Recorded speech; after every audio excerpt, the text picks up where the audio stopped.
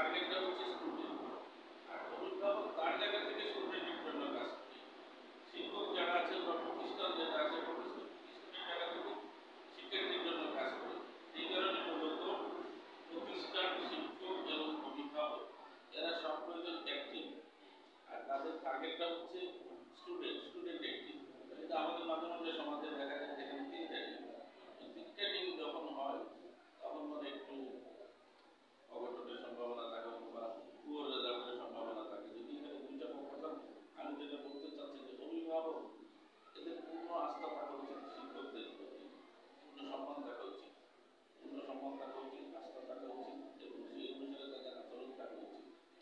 এরা যেন মনে করে যে শিক্ষক উনি আলাদা কেউ না, উনি হচ্ছেন আমার সহযোগী।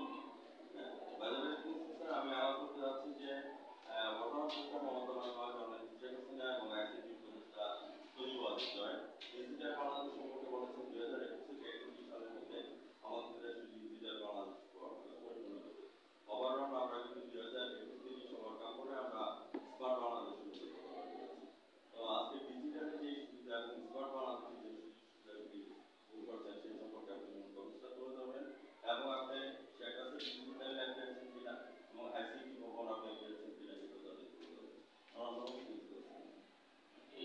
আমি আমার প্রতিষ্ঠান শেখ হাসিল ডিজিটাল ল্যাব পেয়েছি, তবে আইসিটি ভবন পাইনি।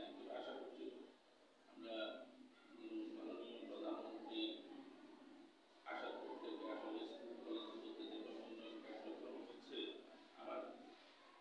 আমার এটা সকলের প্রায় অবিশ্বাস্য মনে হবে। এখন এই কিছুদিন আগে উপজেলা শিক্ষা অফিস একটা জরিপ করেছিল যে কোন প্রতিষ্ঠান কোনো ধরনের ভবন পায় না।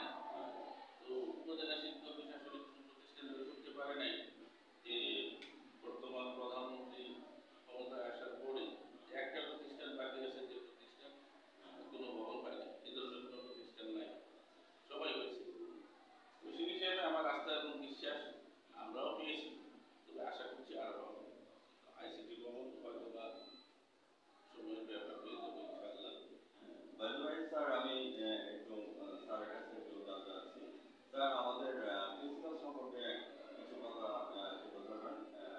প্রিন্সিপাল স্যার আপনি একটু আসলে আমরা